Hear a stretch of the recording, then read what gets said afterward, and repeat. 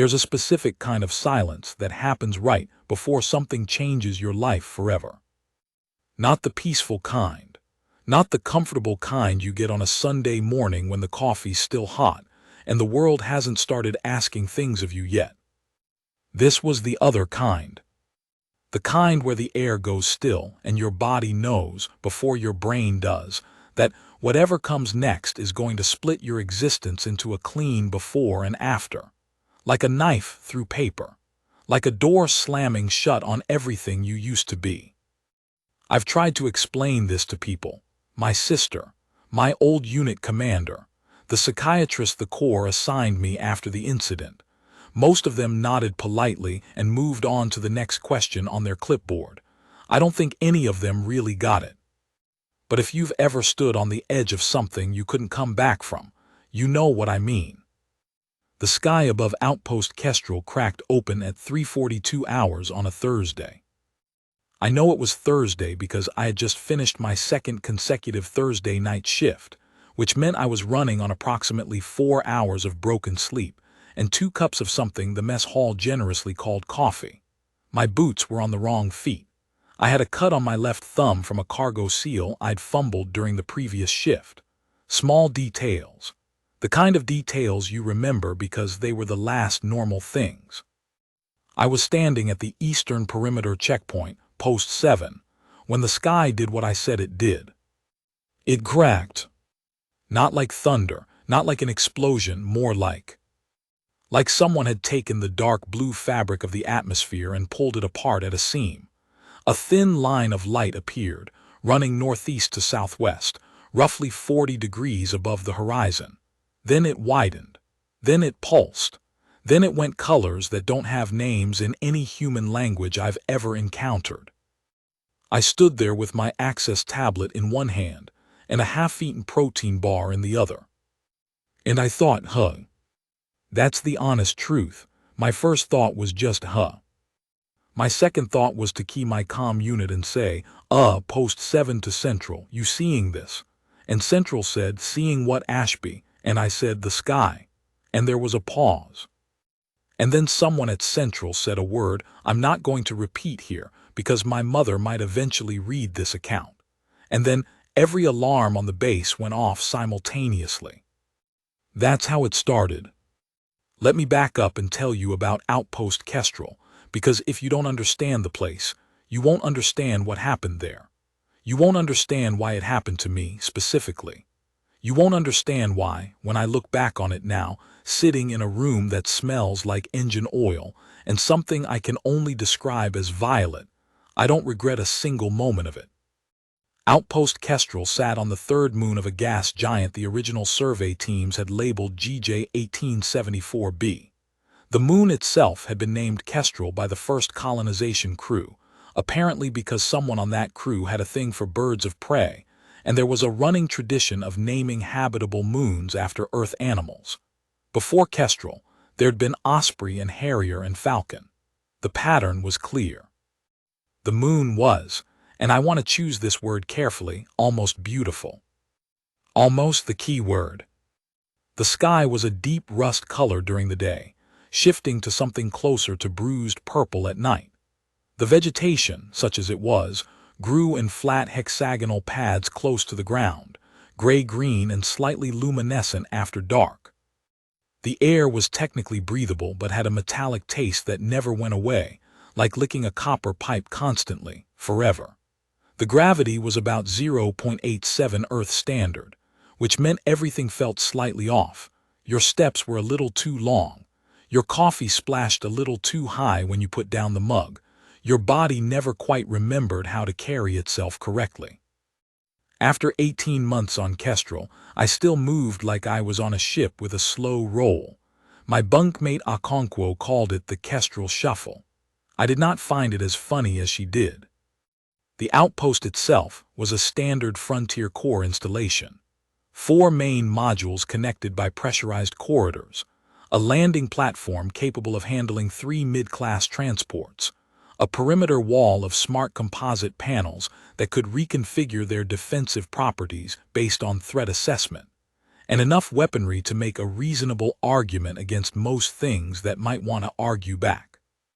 We were a garrison of 83 personnel, mix of military and civilian, scientists, engineers, 2 actual diplomats who were technically there to facilitate what the Corps called potential first contact protocols, but who mostly played cards and argued about jurisdictional authority. The commanding officer was a major named Callahan who had the energy of a person who had been tired for about 15 years and had simply accepted it as her permanent state of being. I liked Callahan. She didn't pretend things were simpler than they were. What were we doing there? The official answer was establishing a sustainable long-term human presence in the GJ 1874 system in support of expanded frontier exploration objectives. The real answer was that 3 months before my posting, a deep space relay drone had picked up something in the outer belt of GJ 1874 that the analysts described as structured signals of indeterminate origin. The word indeterminate in that context was doing a lot of work. What it meant was not natural. What it implied was something made this. So we were there. 83 humans on a rust-sky moon with copper-tasting air, waiting to find out what had made those signals. 18 months in, we'd found nothing concrete. The signals had continued, irregular, fragmentary. The scientists argued about what they meant. The diplomats argued about who would do the talking if whatever made them showed up. Callahan drank her coffee and kept the perimeter systems running. Okonkwo made jokes. I shuffled around in the wrong gravity and tried not to think too hard about the fact that I was very, very far from Earth. And then the sky cracked open at 3:42 on a Thursday. The first thing they sent through was not a ship. I want to be clear about that, because most of the official documentation describes the initial contact event as a vessel incursion, which implies something that flew in and landed, which is not what happened. What happened was the crack in the sky, which we would later learn to call a transit fold, a method of faster-than-light movement that doesn't involve passing through the space between 2 points, but rather briefly collapsing the distance between them entirely, pulsed 3 times. Then something stepped through it. Singular one something. Standing at post 7, I had the best view of anyone at the outpost. I was roughly 400 meters from where the fold opened, which put me close enough to see detail and far enough to still be breathing. She, and I'm using that pronoun deliberately, for reasons that will become clear, was approximately 2.4 meters tall. My brain, in the first stunned second of observation, ran through a rapid-fire list of comparisons and rejected all of them. Not quite like the aliens from the movies. Not quite like anything, really. She was bipedal, upright, broad across the shoulders in a way that spoke of a different skeletal structure than humans, with 4 forearms, 2 primary, 2 secondary, slightly shorter, positioned lower on the torso, and a face that I can only describe as aggressively symmetrical. Angular bone structure. Eyes that caught the perimeter lights and didn't reflect them so much as absorb them and redistribute them. A faint internal luminescence behind the irises. She was wearing armor. Not the bulky, mechanical assist kind we used. This was something different, plates of a material that looked organic but moved like liquid when she shifted her weight, conforming and reconforming. Dark as deep water. Along the joints and edges, faint lines of something bioluminescent pulsed with her breathing. She was carrying a weapon I didn't recognize in one primary hand, and nothing in the other 3. She stood where the fold had been, perfectly still, and looked at the outpost. And then she looked at me. I know this sounds like the kind of thing you say when you're telling a story and you want it to have dramatic weight. She looked at me, but she genuinely did. Out of the entire lit perimeter of Outpost Kestrel, with its sensors and its defense platforms and its 82 other humans, she looked directly at Post 7, directly at me. I was still holding the protein bar. I think I put it in my pocket. I honestly don't remember. The base went a full alert in about 90 seconds, which was actually pretty good for 3:42 on a Thursday. Give Callahan credit for that. The defense platforms came online. The perimeter barriers reconfigured. I heard boots on the walkway above me as a response team positioned themselves along the wall. Everyone was doing exactly what training said to do. The alien warrior stood where she was and watched all of it happen. She didn't raise her weapon. She didn't move forward. She didn't retreat back through the fold, which had closed behind her by now, sealed like a zipper pulling shut, leaving the sky dark and ordinary above her. She just watched. And then she did something I hadn't expected. She put the weapon down. Set it on the ground in front of her carefully with a kind of deliberate slowness that was clearly meant to be legible. See this? I'm putting it down. I'm showing you I'm putting it down.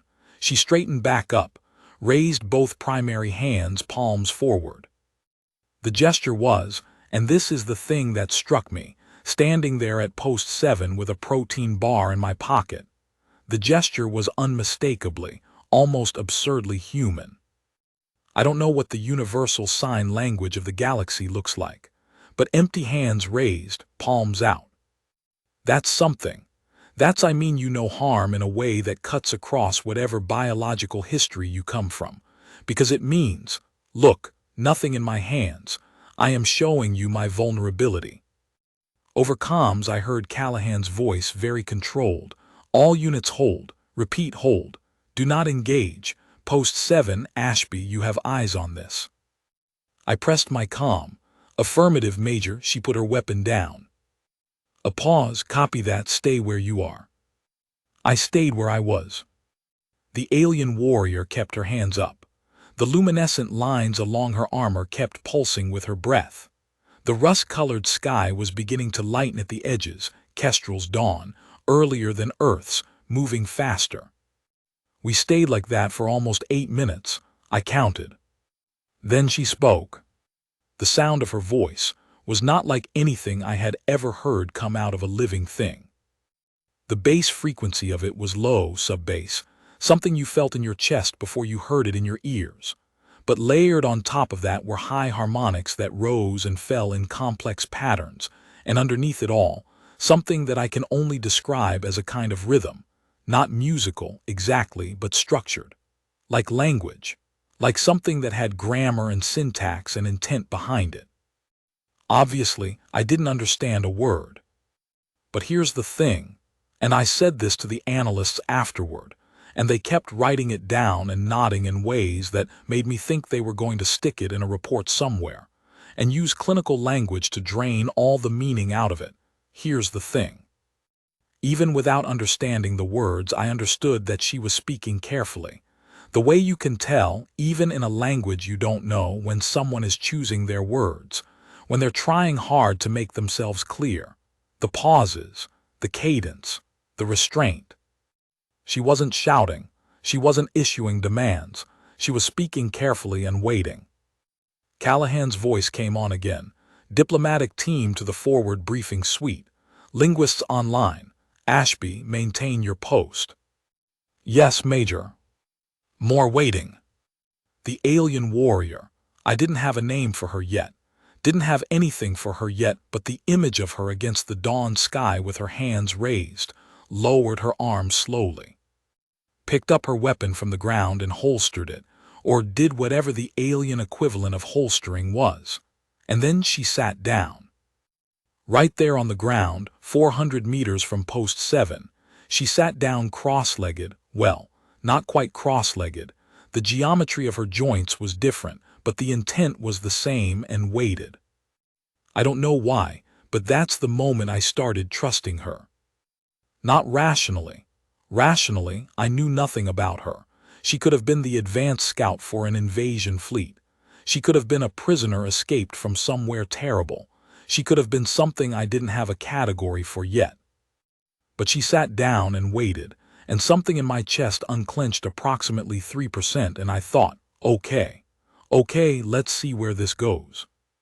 It took the diplomatic team 4 hours to establish basic communication. I know that sounds fast.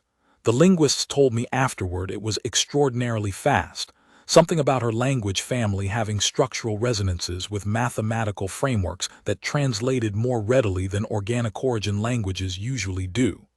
Dr. Fenwick, the lead linguist, was practically vibrating with excitement when she explained this to me. I nodded and pretended I understood what she was saying.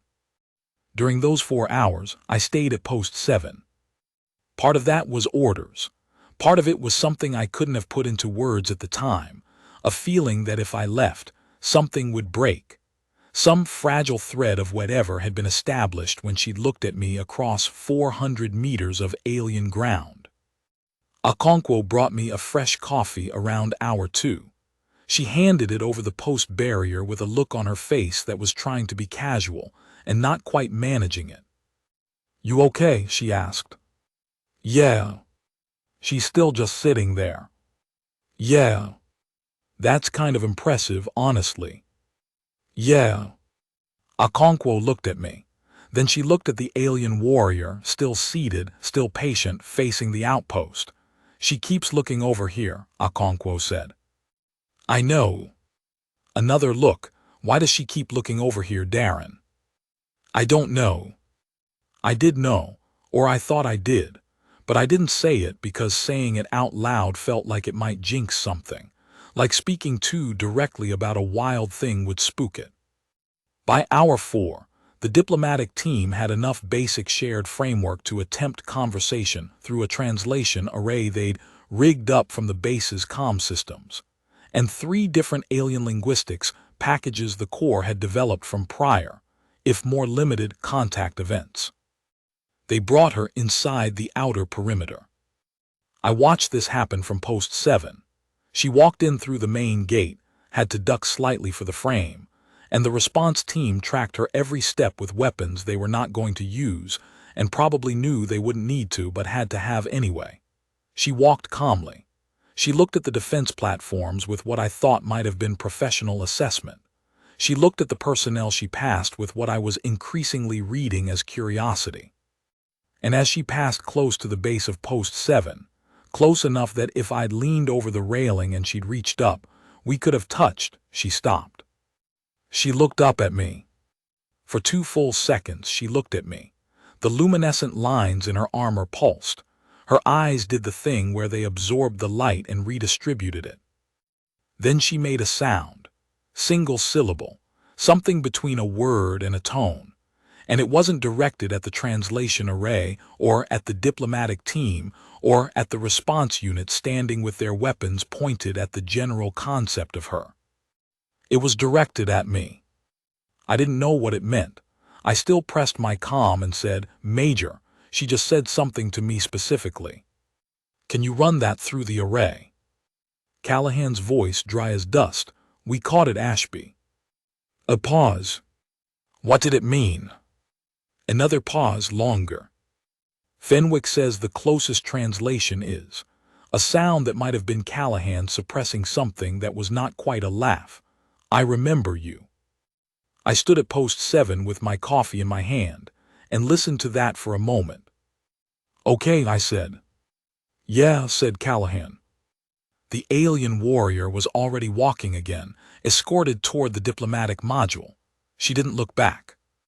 But I watched her go, and something had shifted in the air between where I was standing and where she'd been, some static charge remnant of whatever that exchange had been, and I stood in it for a long time. Her name, or the closest translation the array could produce, was something like Vale Caressa. The diplomatic team shortened it to Vale for practical purposes. She accepted this with what Dr. Fenwick described as tolerant amusement. She was a Volkai warrior.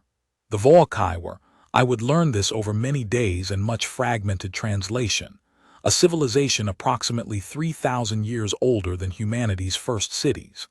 They had achieved faster-than-light travel through a physics framework so different from human theoretical models that our best engineers kept trying to find the analogs and kept coming up short. They had a military tradition older than most of Earth's written history.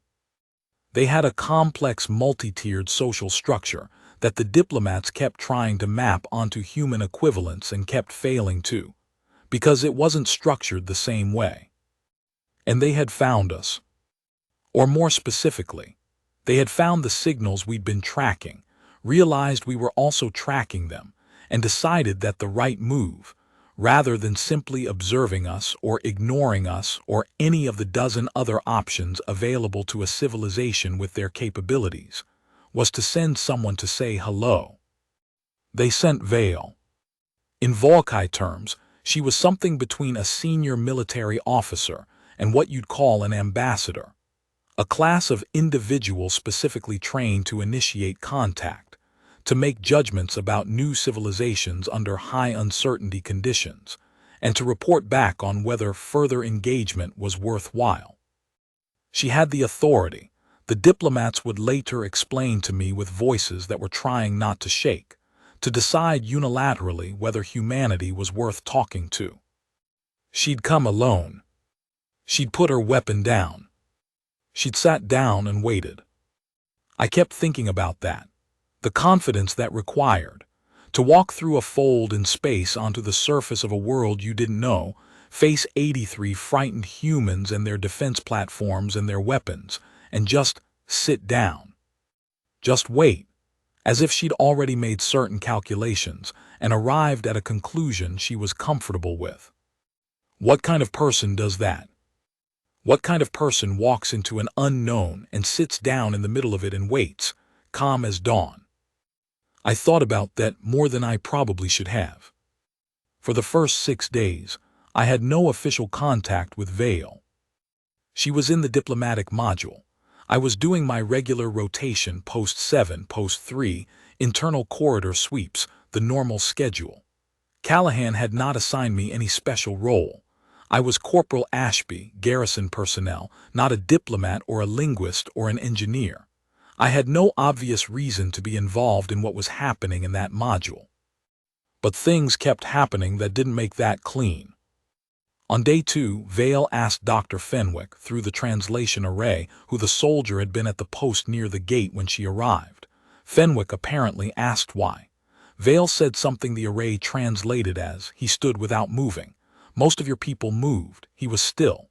Fenwick asked what was significant about that.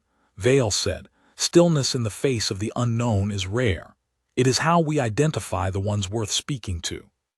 Fenwick told me this in a corridor, almost in passing, like she was reporting something routine. Then she walked away. I stood in the corridor for a while. On day 4, the translation array was moved to a larger space in Module 2 to accommodate better communication sessions, and I happened to be doing a sweep of that module when they were setting it up. Vale was in the room. We were in the same room for the first time since she'd looked up at me from below post 7. She noticed immediately. Her eyes, those light-absorbing, light-redistributing eyes, tracked to me the moment I entered. I stopped. I technically had a corridor sweep to complete. I was very much not a diplomat. She made a sound. The array wasn't fully set up yet, but one of the junior linguists, a young woman named Castillo who I'd played cards with a few times and who had an extremely good poker face, happened to be in the corner with a portable unit and caught it.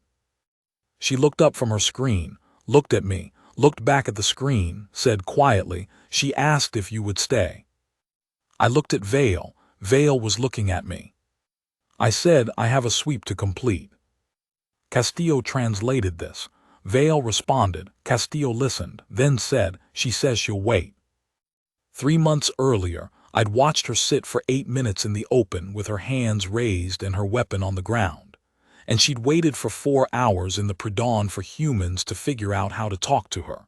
And something about hearing, "She'll wait" in that context hit different than it should have. I stood there for a moment. Then I keyed my comm and said, "Post 3, this is Ashby. Can you cover Module 2 sweep on your next rotation? I've been asked to stay in situ." Post 3, that was Sergeant Mbeki, said sure, without asking questions because Mbeki was good people. I stayed. That afternoon became the first of what the diplomats started calling, with academic precision, The supplementary contact sessions. What they meant was, Vale would speak with the official diplomatic team and the linguists for the formal sessions, and then she would sit with me. Not to be debriefed, not to answer strategic questions, just to sit with me. I want to make sure I describe this accurately, because I've seen some of the second-hand accounts that have circulated since, and they tend to either make it sound more romantic than it was in those early days or more alien incomprehensible than it was, and neither of those is right. What it was company. She sat, I sat, the translation array was there, sometimes Castillo was there. Sometimes it was just the array, which could handle basic back and forth if you were patient. She asked me questions, not the questions the diplomats expected, not military structure or planetary resources or political hierarchy. She asked about small things. Why had I been standing at that particular post? Assigned duty rotation. What was in my pocket when she arrived? Half a protein bar, peanut butter flavor, which required about 6 minutes to explain what both peanuts and butter were. Did I have a family on the planet I came from? Yes, a mother, a sister, 2 nephews she would have been fascinated by. What did I do when I wasn't standing at a post? That last one I thought about for a while before answering.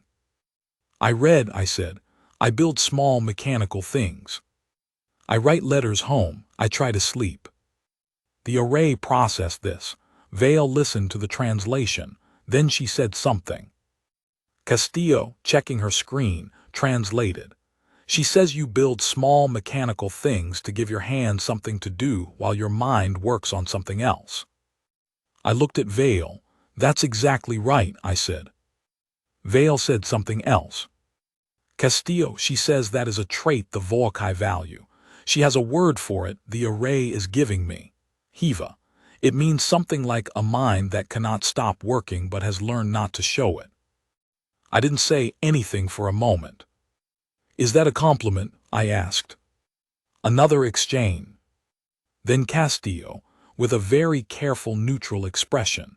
She says it is one of the highest compliments in Volkai vocabulary. By day 12, I knew things about Vale that the diplomatic team didn't. Not strategic things, not intelligence assets, personal things the shape of her. I knew she had a complicated relationship with her commanding hierarchy back home. I knew this because she talked around it the way people talk around things that are both true and inconvenient, with a kind of careful distance that was its own form of disclosure. I knew she found the kestrel sky beautiful, specifically the way the rust color shifted toward purple at dusk, which she described as similar to something on her homeworld that she didn't have the vocabulary to name for me yet. I knew she was curious about Earth, with a specific focused intensity that went beyond professional assessment. I knew the sound of her breathing, that slow, measured rhythm, the way the bioluminescent lines in her armor tracked it. I knew that she found me interesting in a way I hadn't figured out yet, and that I found her interesting in a way I was only beginning to understand, and that both of those things were probably going to complicate my life significantly. On day 12, she asked me, through Castillo, who by this point had the expression of someone who had accepted that their life had taken an unexpected turn, the following question. Do your people have a concept for choosing someone before you fully understand them? I thought about this. Like faith, I said. The array worked on it, Vale responded. Castillo, she says no, more specific than that. She means choosing a specific person, before the understanding is complete, choosing to keep sitting with them until the understanding arrives. The room was quiet. Yeah, I said, we have that. Vale said something, short, direct. Castillo was very quiet for a moment. Then, she says good because she has chosen. I looked at Vale. Vale's light-absorbing eyes were on me with an expression I was getting better at reading. There was certainty in it. There was something else, too, something that was asking me a question, even though the words had already been said. Chosen what exactly? I said carefully. Another exchange. Castillo set down her tablet and looked at me with the energy of someone who had decided that her professional neutrality had limits. "Ashby," she said, "do you want me to translate that accurately, or do you want me to summarize?" "Accurately," I said. Castillo picked the tablet back up. "Read what was on it. Read it again." Then said very carefully, "She says she has chosen a groom. The Volkai ceremony is called Kivasel, a war-mate bond. It is the highest form of partnership in Volkai culture, equal parts martial and personal. She says she has chosen you, and she would like to know if you are willing to understand what that means before deciding." The room was very, very quiet. Outside, I could hear the perimeter systems cycling through their routine checks. I could hear the wind against the composite panels, which on Kestrel made a sound like someone humming just below hearing. I could feel the 0.87 gravity doing its usual thing, making me feel like I was always about to take a step I hadn't decided on yet. I looked at Vale. She was watching me with enormous patience. And I thought about a woman who walked through a fold in space alone, put her weapon down, sat on alien ground and waited. A woman who'd asked a junior garrison corporal to stay and meant it. A woman who had a word in her language for a mind that never stops working but has learned not to show it, and had offered me that word like a gift. I thought about all of this. Then I said, "Tell her I'm listening." Castillo translated. Vale made a sound I hadn't heard her make before. Something warm and low, deep in the sub-bass register, layered with harmonics that rose. Castillo, for the first time in 12 days, smiled. "She says that is the correct answer." I didn't say yes that day. I want to be honest about that. I said I was listening, and Vale seemed to understand exactly what that meant, not a refusal, not an acceptance, but a door left open. She didn't push. She didn't add more. She let it sit the way she let everything sit, with that profound, almost architectural patience. That night I lay on my bunk in Module 1 and stared at the ceiling and thought about what my mother would say. She'd probably think I'd lost my mind. She'd probably be right, technically. I was a corporal in the Frontier Corps, 31 years old, 7 months left on a posting to a rust-sky moon with copper-tasting air, and an alien warrior 3,000 years of civilization ahead of me had just, through the medium of a very professional young linguist, and a translation array made from parts, indicated that she would like me to consider becoming her groom. I had read a lot of science fiction growing up. None of it had prepared me for how profoundly ordinary the feeling was. Not ordinary in the sense of unimportant. Ordinary in the sense of, this is exactly how things feel when they're real. No dramatic music. No slow motion. Just a ceiling and a bunk and a gravity that was almost right and a thought that kept turning over and over like a stone in water. She sat down and waited. She put her weapon down. She looked at me and said, "I remember you." I'd been there less than 2 of Kestrel's days, before I knew I was in serious trouble. The diplomats found out on day 15. Not from me, not from Castillo, who had apparently decided to be professionally discreet in a way that I would thank her for later. No, Vale told them herself. She walked into the formal session that morning, sat down across from the diplomatic team, Ambassador Chen and his deputy and 2 specialists from the Contact Protocols unit, and stated, apparently in very clear and unambiguous Volkai, that she had selected a warmate from among the human garrison and intended to formalize this, pending the human party's acceptance. The session was paused. I was paged to Major Callahan's office. Callahan's office was small and always slightly too warm and covered in what she called her tactical reference materials and what everyone else called her pile. Stacks of reports and mission profiles and navigation charts, and at least 3 coffee mugs in varying states of archaeological significance. She was standing at her window when I came in, looking out at the perimeter.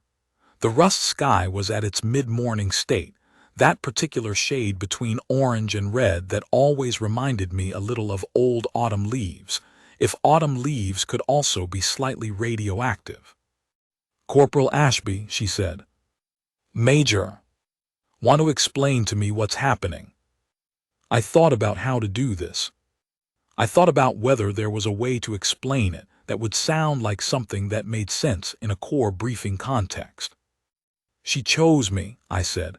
I didn't go looking for it. I don't fully understand why it's me specifically.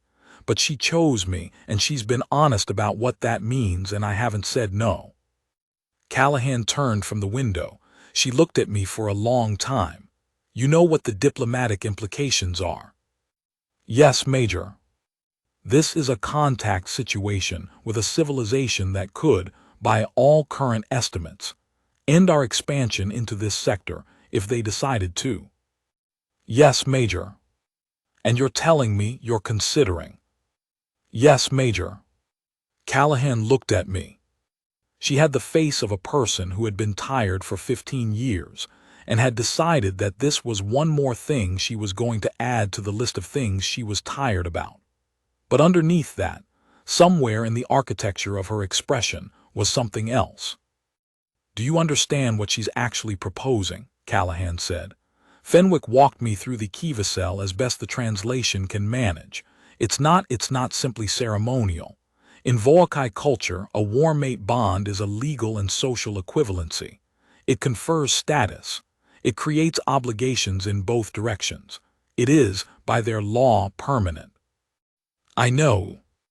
Do you understand what permanent means to a civilization that's been around for 3,000 years? I thought about this. Longer than I probably do, I admitted. Callahan made a sound, not quite a sigh, something more considered than that. What is it about her, Ashby? I hadn't expected her to ask that, not that specific question. I thought about it seriously because it deserved a serious answer. She's the most honest person I've met since I left Earth, I said finally. She says what she means. She doesn't pretend things are different than they are. She chose this. I gestured vaguely at the window, at the whole situation, and she walked in alone and she put her weapon down and she waited. Who does that? Apparently she does. Yes, Major, apparently she does. Callahan looked at me.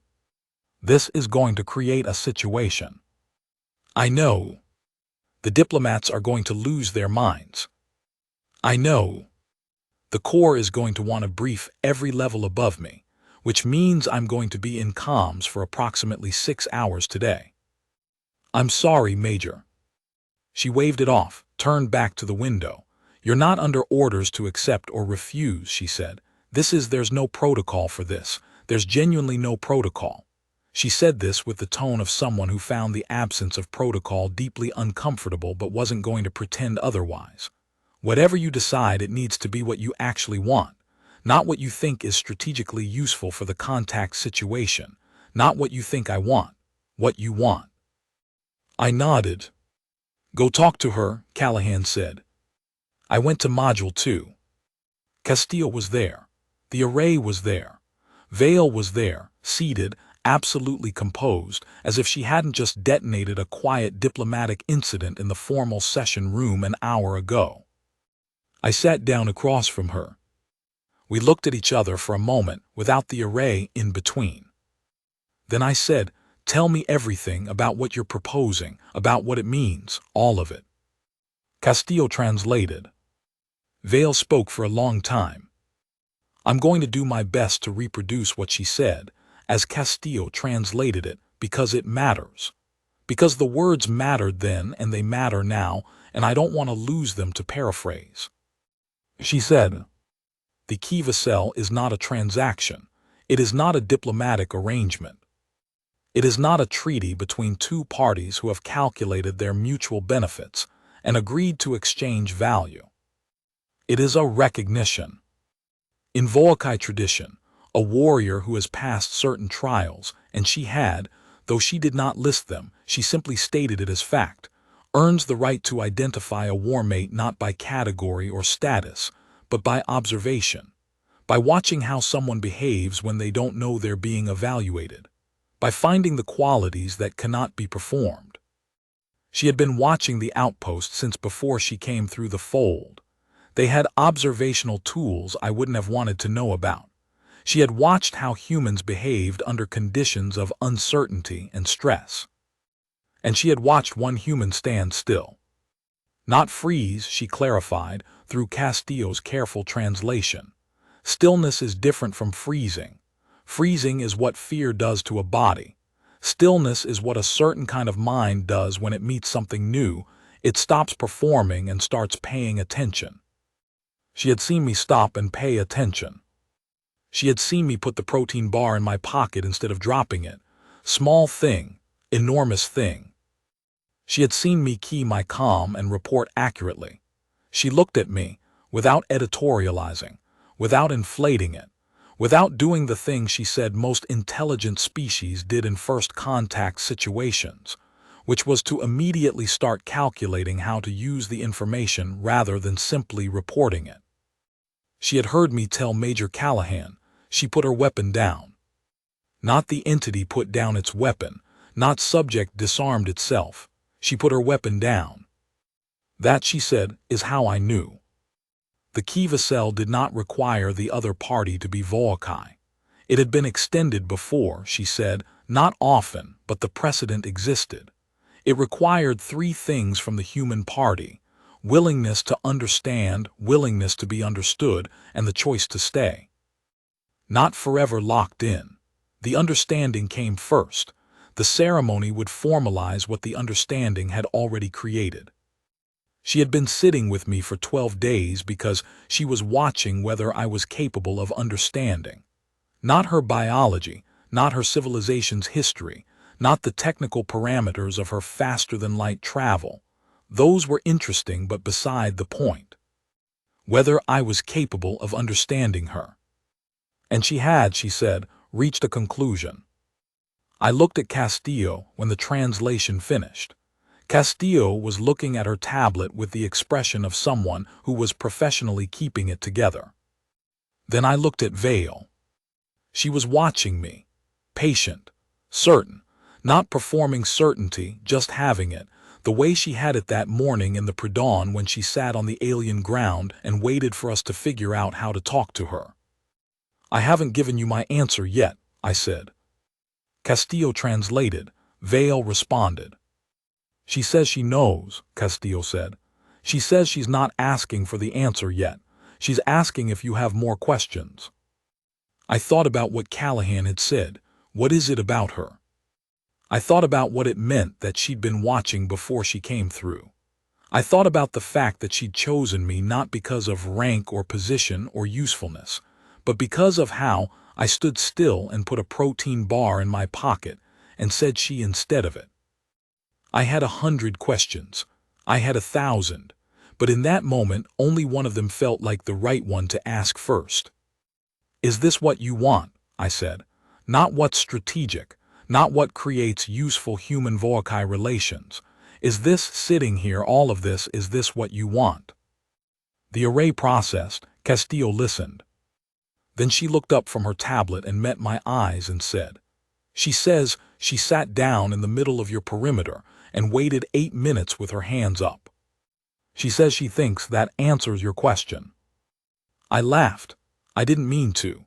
It just came out surprised out of me by the truth of it, by how perfectly that answered the question in a way no formal declaration could have. Vale's luminescent armor pulsed.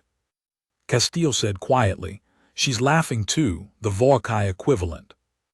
I said yes on day 18. Not in the module, not with the array. I found her at the eastern perimeter wall at dusk, which is where she'd started going in the evenings, standing looking out at the rust-purple sky, at the hexagonal vegetation pads going bioluminescent in the gathering dark.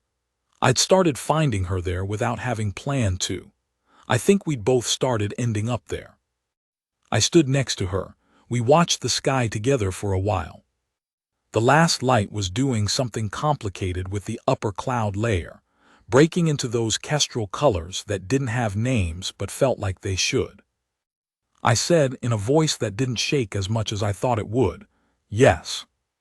She didn't have the array. She didn't have Castillo. She didn't need either of them to understand. She turned and looked at me, those eyes that light. She said one word in her language. I didn't know the translation. I still looked it up later. Castillo gave me the approximate rendering. Finally, the formal Kivasel ceremony was 3 weeks later. The diplomats negotiated the logistics.